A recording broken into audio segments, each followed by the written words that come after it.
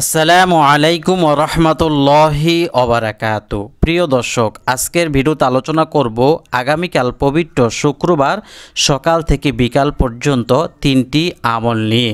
দর্শক, প্রথম আমলটি হলো শুক্রবার ফজরের সময় যে দোয়াটি পড়লে সমুদ্র পরিমাণ গুনাহ মাফ হয়, সুবহানাল্লাহ। 2 নম্বর আমল হলো জুমার নামাজ পড়ে ইসমে আজম পাঠ করে মনের আশা কবুলের জন্য যেভাবে দোয়া করবেন। 3 নম্বর আমলটির কথা বলবো আসর নামাজ পড়ে 80 বছরের গুনাহ মাফের দুরুদ পাঠ করা। দর্শক, এই 3টি আমল বলার পূর্বে আমি আপনাদেরকে অনুরোধ করব ভিডিওটি প্রচারের জন্য একটি লাইক দিবেন। পরবর্তীতে এমন ভিডিও পাওয়ার জন্য আমল টিভি চ্যানেল সাবস্ক্রাইব করে পাশে থাকা বেল বাটনটি চেপে রাখবেন। তাহলে চলুন ভিডিওটি শুরু করি। আমরা প্রথমে জেনে নিব শুক্রবার ফজরের সময় যে দোয়া পড়লে সমুদ্র পরিমাণ গুনাহ মাফ হয়। জুমার দিনে ইস্তিগফারের আমল। জুমার দিন বেশি বেশি ইস্তিগফার করার কথা হাদিসে বর্ণিত হয়েছে। এক হাদিসে বর্ণিত এসেছে আন আনাস রাদিয়াল্লাহু আনিন নবী সাল্লাল্লাহু আলাইহি ওয়াসাল্লাম قال মান ক্বালা সহিহাতা ইয়াউমিল জুমআতি ক্বাবলা সালাতিল গাদাতি আস্তাগফিরুল্লাহাল্লাযী লা ইলাহা ইল্লা হুয়াল হাইয়ুল কাইয়্যুম ওয়া আতুবু ইলাইহি 3 মারাতিন গফারাল্লাহু দুনুবাহু ওয়ালাউ কানাত মিসলা জাবাদিল বাহরি। অর্থাৎ হযরত আনাস রাদিয়াল্লাহু আনহু থেকে বর্ণিত যে নবী করিম সাল্লাল্লাহু আলাইহি ওয়াসাল্লাম ইরশাদ করেছেন, যে ব্যক্তি জুমার দিন ফজর নামাজের পূর্বে 3 বার নিম্নোক্ত ইস্তিগফারটি পাঠ করবে তার সমস্ত গুনাহ মাফ করে দেওয়া হবে, যদিও তা হয় সমুদ্রের ফেনার ন্যায়। সুবহানাল্লাহ। দোয়াটি হলো আস্তাগফিরুল্লাহাল্লাযী লা ইলাহা ইল্লা হুয়াল হাইয়ুল কাইয়্যুম ওয়া আতুবু ইলাইহি। কিতাবুল আজকারে এই হাদিসটি আসছে।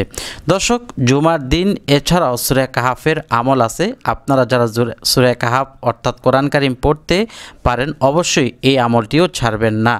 জুমার দিন সূরা কাহাফ তেলাওয়াত করা জুমা নামাজের আগে হোক বা পরে হোক অনেক ফজিলতের একটি আমল। এরূপ করলে 2 জুমার মধ্যবর্তী সময়টুকু নূরান্বিত হবে। সুবহানাল্লাহ। শুক্রবার দিন আপনি এই আমলটি ফজর নামাজের সুন্নত পরে ফরজ পড়ার আগে 3 বার এই ইস্তিগফারটি পাঠ করবেন। 2 জুমার নামাজ পড়ে ইসমে আজম পাঠ করে যেভাবে দোয়া করা। কতিপয় ইসমে আজম। হযরত আবু বুরাইদা রাদিয়াল্লাহু আনহু বলেন, আমি একদা রাসূল আকরাম সাল্লাল্লাহু আলাইহি ওয়াসাল্লামের সাথে মসজিদে প্রবেশ করলাম। তখন আমার হাতে ছিল রাসূল আকরাম সাল্লাল্লাহু আলাইহি ওয়াসাল্লামের হাত। ওই সময় এক ব্যক্তি ওই জায়গায় বসেছিল। বসার পরে তখন রাসূলুল্লাহ সাল্লাল্লাহু আলাইহি ওয়াসাল্লাম বললেন, লোকটি ইসমে আজম দ্বারা দোয়া করেছে। যখন ইসমে আজম দ্বারা দোয়া করা হয় তখন তা কবুল হয়।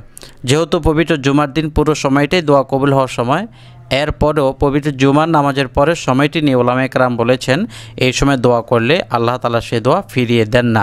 সুতরাং আপনি জুমার নামাজ পাঠ করে আল্লাহ পাকের কাছে আপনার নিজের ভাষামতে যে কোনো দোয়া পাঠ করবেন এবং ইসমে আজম পাঠ করে এই ইসমে আজমের উসিলা দিয়ে আপনি দোয়া করবেন যে আল্লাহ, এই ইসমে আজমের উসিলায় আপনি আমার রিজিকের দরজা খুলে দেন, এই ইসমে আজমের উসিলায় আপনি আমাকে এই বিপদ থেকে রক্ষা করেন, এই ইসমে আজমের উসিলায় আপনি আমাকে এই রোগ সুস্থ করে দেন। এইভাবে করবেন। আল্লাহুম্মা ইন্নী আসআলুকা বিআন্নাকা আনতাল্লাহুল ওয়াহিদুল আহাদুস সামাদ আল্লাযী লাম ইয়ালিদ ওয়া লাম ইউলাদ ওয়া লাম ইয়াকুল লাহু কুফুয়ান আহাদ।